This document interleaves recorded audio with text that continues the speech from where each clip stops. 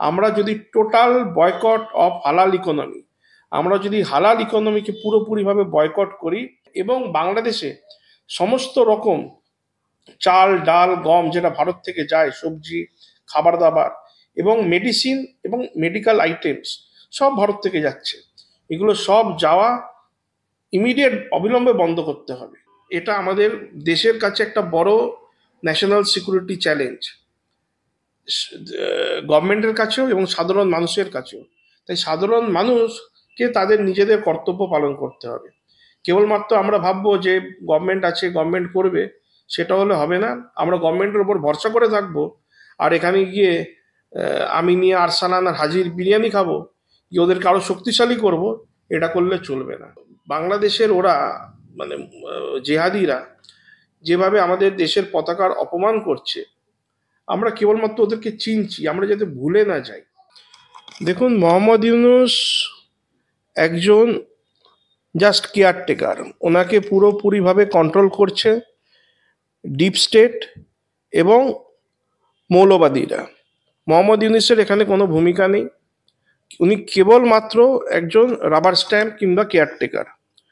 আমরা জানি যে অলরেডি পুরো পৃথিবীর মানুষ জানে যে বাংলাদেশে কিভাবে সাধারণ হিন্দুদের ওপর মানে অমানবিক অত্যাচার হচ্ছে, এটা সকলে আমরা জানি। আমরা ভিডিও দেখছি যে ছোট ছোট শিশু তাদেরকে মানে মেরে ফাঁসিতে ঝুলিয়ে দিয়েছে, শিশুগুলোর সামনে তাদের বাড়ির দিদি মাদের ওপর নির্মম অত্যাচার হয়েছে, তাদের খুন করেছে, শিশুগুলোকেও খুন করেছে। এই ঘটনাগুলো আজকের দিনে এই সোশ্যাল মিডিয়ার যুগে ঘটছে, আমরা সকলে এর ভিডিও ফুটেজ সব কিছু দেখতে পাচ্ছি। এই ঘটনাগুলো আমাদেরকে আমাদের আমাদের পূর্বপুরুষদের তারা যে সংগ্রাম করেছে সেই কথা মনে করিয়ে দিচ্ছে। আমাদের ভুলে গেলে চলবে না, আমাদেরই পূর্বপুরুষ গুরু গোবিন্দ সিং, বান্দা সিং বাহাদুর, তাদের ছোট ছোট শিশুদের কিভাবে মোগলরা সেই সময়কার মৌলবাদীরা হত্যা করেছিল। বান্দা বাহাদুরের কোলে বসিয়ে তার 4 বছরের ছেলেকে অজয় সিং তার হার্ট মানে হৃদয়টা জ্যান্ত ছেলের বুক থেকে বের করে বান্দা সিং এর মুখে ঢুকিয়ে দিয়েছিল। সেরকম ঘটনা আজকের বাংলাদেশে হচ্ছে এবং সারা পৃথিবীর বড় বড় দেশগুলো অবাকভাবে তারা চুপ করে দেখছে। কিন্তু এই ঘটনা বেশি দিন চলতে পারে না। আর আমরা যদি অবাক হই, অবাক হওয়াটাও ভুল হবে। তার কারণ আমরা নিজেদেরকে বোঝাচ্ছিলাম বাংলাদেশে শান্তি ফিরছে, শান্তি ফিরে আসছে, কিন্তু এরকম নয়।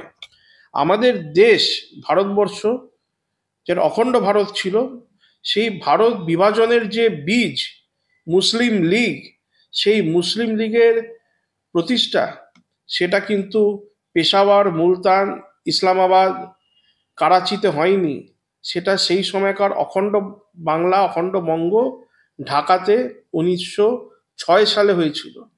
অতএব আমাদের স্বাধীনতার প্রায় 41 বছর আগে সেই মুসলিম লীগ গঠন হয়ে গেছিল। কিন্তু সেখানকার মুসলিম লীগ বাংলাদেশ, যেটা আজকের বাংলাদেশ কিংবা পূর্ব পাকিস্তান, সেই সময়কার পূর্ববঙ্গ, সেখানে কিন্তু মুসলিম জনসংখ্যা বিশাল আকারে ছিল, মেজরিটি ছিল তখন থেকেই। কিন্তু তাদের মাস্টারদা সূর্য সেন, যিনি 1930 সালে চিটাগং আর্মারি রেড করলেন, অস্ত্রগার লুট করলেন এবং ইউনিয়ন জ্যাক নামিয়ে ভারতের তিরঙ্গা তুলেছিলেন সেই সময় 1930 সালে, ওনার দলে কিন্তু 100%-এর মধ্যে 1%ও সেখানকার স্থানীয় মুসলিম ছিল না। তারা মুসলিম লীগ গঠন করছে, কিন্তু তারা এই ভারতের যে ব্রিটিশদের বিরুদ্ধে আন্দোলন, তাতে কিন্তু তারা অংশগ্রহণ করলো না, কিন্তু তারা মুসলিম লীগ গঠন করলো। আজকের দিনও বাংলাদেশে সেই ঘটনা ঘটে চলেছে, হিন্দুদের ওপর অত্যাচার, নির্মম অত্যাচার। আর সেখান থেকে বাংলাদেশের মৌলবাদীরা, এবং শুধু মৌলবাদী বললে হবে না, সেখানকার সাধারণ মুসলিমরাও এর সাথে যুক্ত, নাহলে এত বড় হিংসা হচ্ছে আর সাধারণ মানুষ বসে বসে দেখছে না, তারাও তাতে অংশগ্রহণ করছে। তারা সেখান থেকে হুঙ্কার ছাড়ছে যে পশ্চিমবঙ্গকে তারা দখল করবে।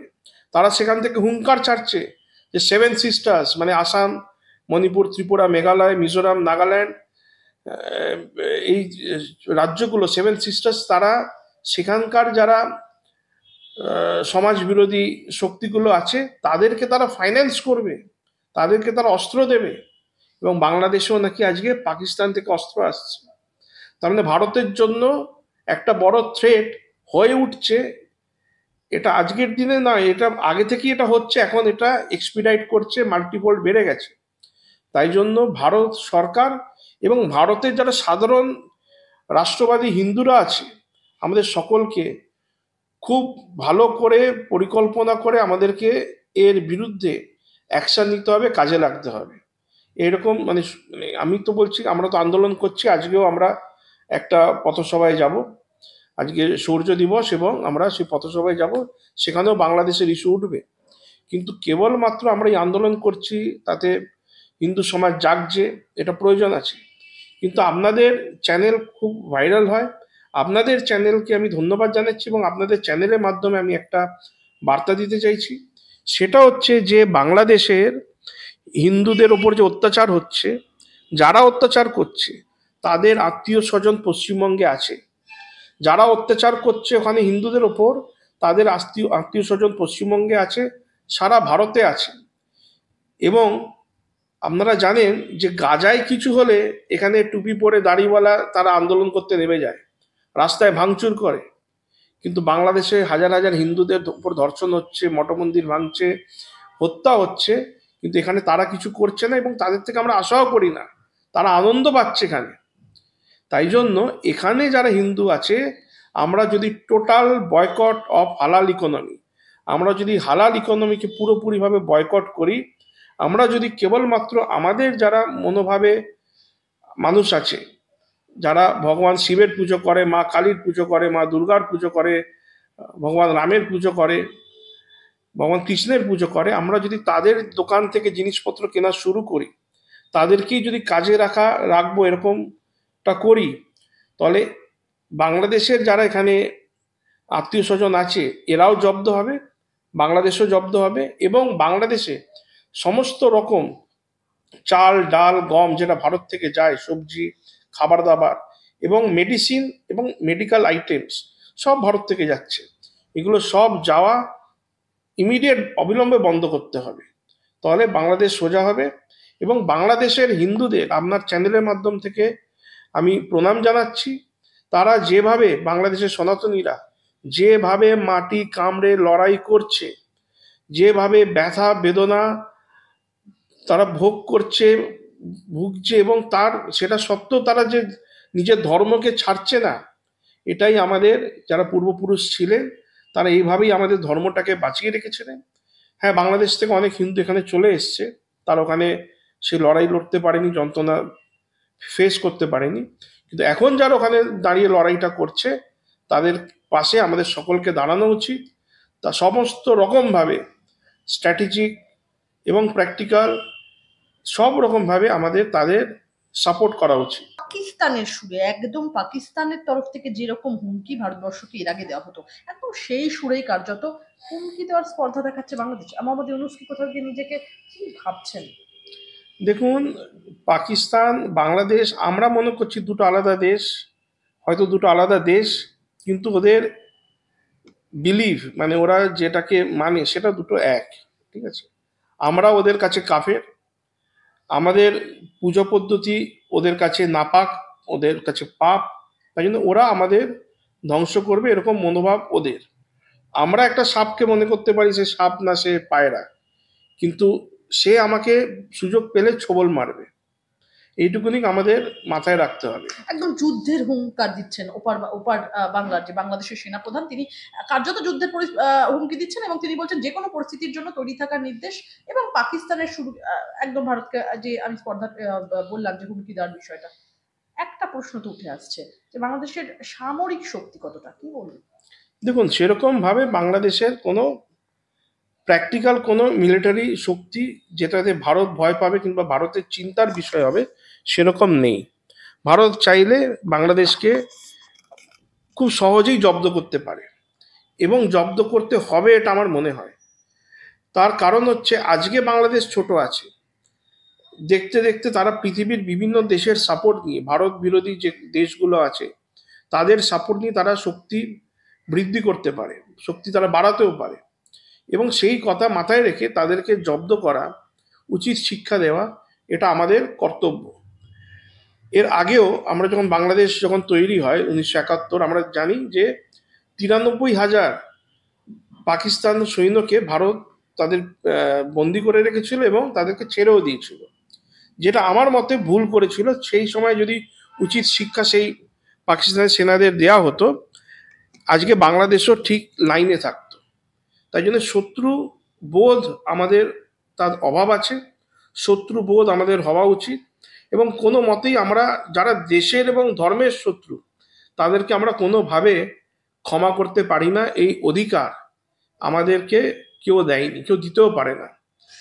বাংলাদেশের বিশিষ্ট বুদ্ধিজীবী ফারহাদ মাযহার প্রধান উপদেষ্টা মোহাম্মদ ইউনূসকে একদম সরাসরি প্রশ্ন করেছেন যে কেন চিন্ময় কৃষ্ণ দাসকে গ্রেফতার করা হয়েছে, তার বিরুদ্ধে কি এমন দেশদ্রোহিতার অভিযোগ আছে যে ব্রিটিশ আমলের আইনে তাকে জেলে আটকে রাখা হয়েছে, এবং কেন সরকার তাকে জামিন দিচ্ছে না, কেন জামিনের আর্জি জানাতে তিনি কোনো আইনজীবী পেলেন না? বাংলাদেশের বুদ্ধিজীবীরা এই প্রশ্ন তুলছে একদম। কিন্তু সেই প্রশ্নর কোনো ভ্যালু নেই তো। যদি 5 জন বুদ্ধিজীবী তারা এই প্রশ্ন মোহাম্মদ ইউনূসকে করে, তাদের সেই প্রশ্নর কোনো গুরুত্ব নেই। তার কারণ লক্ষ লক্ষ মানুষ রাস্তায় নেবে চিন্ময় কৃষ্ণ প্রভুর বিরোধিতা করছে। লক্ষ লক্ষ মানুষ তার প্রতিহিংসা পরায়ণ কেন? তার কারণ একটাই, আরব থেকে যে শিক্ষা তারা পেয়েছে সেটাই। এখন এখানে বলতে গেলে অনেক দূর অবধি বলতে হবে। স্পষ্ট বলা আছে যে মূর্তি ভাঙতে হবে, মূর্তি পূজা যারা করে তারা কাফের, তাদের হত্যা করাটাই হচ্ছে ইসলামে এক মানে অনেক কটা কর্তব্যের মধ্যে একটা গুরুত্বপূর্ণ কর্তব্য, যে কাফেরদের হত্যা করতে হবে, মন্দির এবং মূর্তি ভাঙতে হবে, স্পষ্ট নির্দেশ আসছে, ওরা সেটা করছে। পাকিস্তানও তাই আমরা দেখতে পাচ্ছি, বাংলাদেশ, আফগানিস্তান, চারিদিকে এটা হচ্ছে। বাংলাদেশের একদম সরকার যে পরিবর্তন হলো, পালাবদল ঘটলো, সেই সরকার পরিবর্তনের পর ওপার বাংলা থেকে বিভিন্ন নিষিদ্ধ ইসলামিক জঙ্গি গোষ্ঠী কতটা সক্রিয় হয়েছে বলে আপনার মনে হয়? বেশিরভাগ যারা জেলের ভেতরে ছিল সবাইকে জেল থেকে মুক্তি দিয়ে দিয়েছে, তারা নিজেদের কাজে আবার লেগে পড়েছে, এবং তাদের যারা ভারতবর্ষে আছে, বিশেষ করে এই পশ্চিমবঙ্গে তাদের লোকজন এখানে আছে, এরাও অ্যাক্টিভ হবে। তাই জন্য এটা আমাদের দেশের কাছে একটা বড় ন্যাশনাল সিকিউরিটি চ্যালেঞ্জ, গভর্নমেন্টের কাছেও এবং সাধারণ মানুষের কাছেও। তাই সাধারণ মানুষকে তাদের নিজেদের কর্তব্য পালন করতে হবে। কেবলমাত্র আমরা ভাববো যে গভর্নমেন্ট আছে, গভর্নমেন্ট করবে, সেটা হলে হবে না। আমরা গভর্নমেন্টের উপর ভরসা করে থাকবো আর এখানে গিয়ে আমি নিয়ে আরসালান আর হাজির বিরিয়ানি খাবো, কি ওদেরকে আরো শক্তিশালী করব, এটা করলে চলবে না। গভর্নমেন্টের কাজ করবে, আমরা গভর্নমেন্টকে জানাবো, আবেদন করব, আন্দোলন করব, কিন্তু তার সাথে নিজেদের লাইফেও নিজেদের জীবনেও আমাদের ঠিক ঠিক কাজ করে যেতে হবে। একদম স্পষ্ট বলে দিচ্ছেন ইসলামিক যে সংগঠনগুলো রয়েছে, ইসলামিক যে ফুড সাপ্লাই চেইন রয়েছে বিভিন্ন, সেগুলো বর্জন করাই উচিত। একদম একদম একদম, খালি ফুড সাপ্লাই না, মানে ফুড, যাতায়াত, মেডিকেল ফেসিলিটি, সবের এগুলোর থেকে হিন্দুদের সাবধান থাকা উচিত এবং দূরে থাকা উচিত। দেবদত্তদা, একটা প্রশ্ন, আপনি যেটা বললেন যে জেল থেকে মুক্তি পেয়ে গিয়েছেন বাংলাদেশের বিভিন্ন জঙ্গি সংগঠনের বিভিন্ন শীর্ষ নেতারা, আমি এইসব প্রসঙ্গে একটু সংযোজন করবো যে বাংলা মানে আমরা দেখতে পাচ্ছি জামাতুল মুজাহিদিন বাংলাদেশ, আনসারুল্লাহ বাংলা টিম এবং হিজবুত একদম তাহরিরের মতো বাংলাদেশের বিভিন্ন নিষিদ্ধ ইসলামিক জঙ্গি সংগঠনের একাধিক শীর্ষ নেতা সম্প্রতি কালে মুক্তি পেয়েছে জেল থেকে। কতটা বিপদ আমাদের সামনে?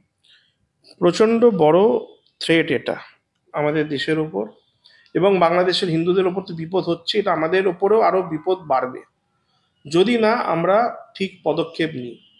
বিপদ বাড়বে, কিন্তু তারা তাদের কাজ করছে, তারা যেই মানসিকতা নিয়ে এই জঙ্গি কার্যকলাপ করেছে এবং তারা যেভাবে ভাবে সেই কাজগুলো তারা করছে, তারা তাদের উদ্দেশ্যের দিকে এগোচ্ছে। আমরা যদি মুখ ফিরিয়ে রাখি, ভাবি যে এটা কিছু হবে না, এটা আমাদের ভুল হবে এবং বড় ভুল হবে। তাই জন্য আমাদের কাজগুলো করতে হবে। ভারতের যে এই যে বললেন বাংলাদেশি পণ্য বয়কটের ডাক আপনি দিলেন আজকের এই ইন্টারভিউ থেকে, আমি একটা কথা বলবো, ভারতের পণ্য বয়কটের ডাক দিয়ে স্ত্রীর ভারতীয় শাড়ি পুড়িয়ে দিলেন বিএনপি নেতা, একদম প্রকাশ্যে স্ত্রীর ভারতীয় শাড়ি পুড়িয়ে বিতর্কে একদম ঘি ঢালছেন বিএনপি নেতা রিজভী, কি বলবেন? দেখুন, ওর কি একটা শাড়ি পরালো, তাতে ভারতের এবং আমাদের কিছু এসে যায় না। আমরা যদি আমাদের দেশ থেকে, ভারত থেকে যদি সব রকম এই যে নেসেসারি আইটেম এগুলো বাংলাদেশে পাঠানো বন্ধ করে দিই, কিছুদিন পর ওর বাড়ি এসে ওকেও এসে বাংলাদেশের দাড়ি টুপিওয়ালাগুলো ওকেও পুড়িয়ে মেরে দেবে, তারা তো খেতে পাবে না। তারা তো এই মোবাইল ফোন যা যা ব্যবহার করছে, বিভিন্ন জিনিসপত্র, তাদের মাছ ধরার যে নৌকো, স্টিমার, বোট, এর পার্ট সব ভারত থেকে যায়।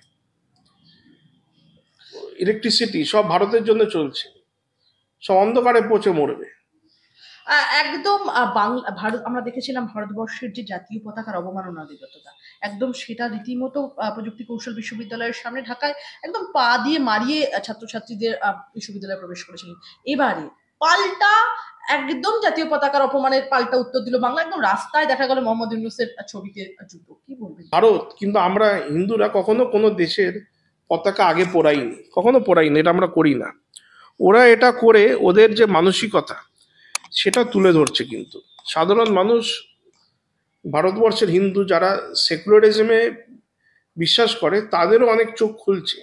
আমার বন্ধু বান্ধবের মধ্যে আছে যারা সো কল্ড সেকুলার, কিন্তু তাদেরও এখন চোখ কান খুলে যাচ্ছে বাংলাদেশের এই ঘটনায়।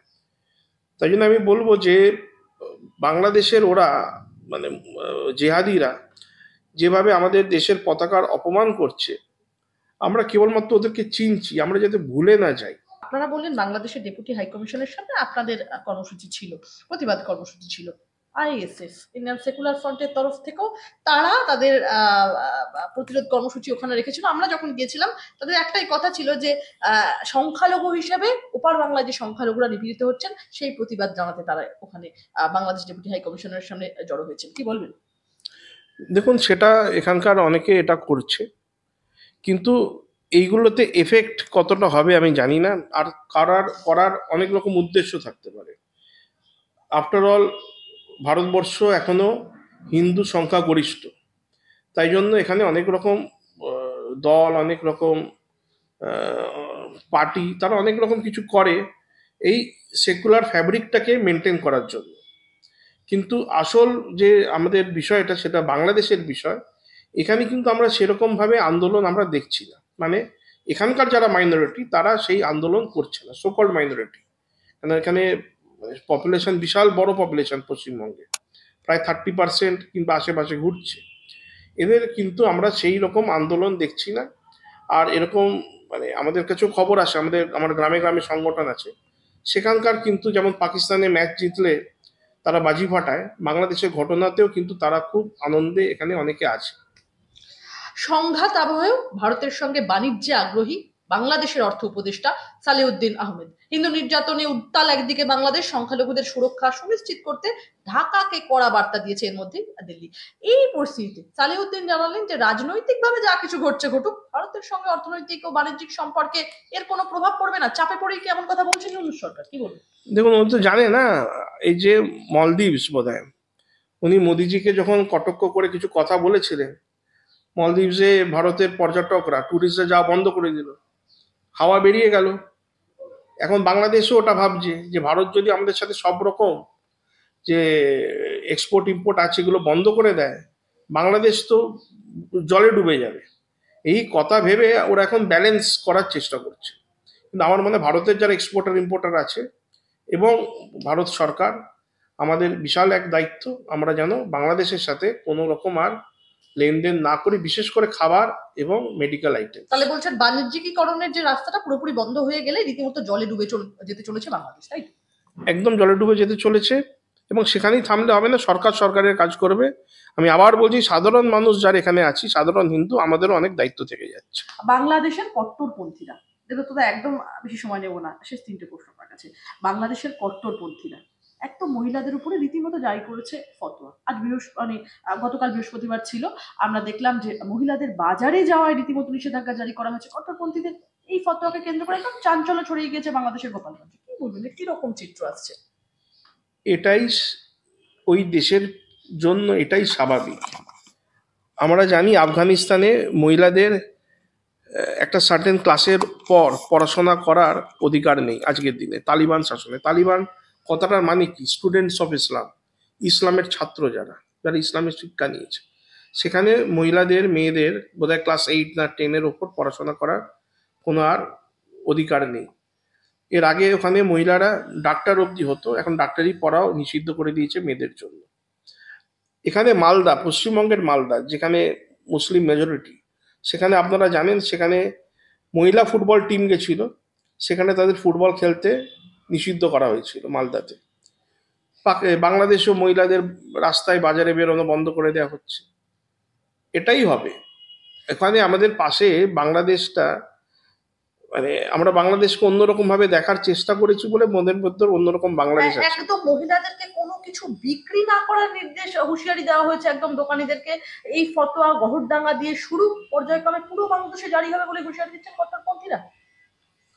বাংলাদেশ থেকে এর থেকে বেশি আমরা কিছু আশা করতে পারি না।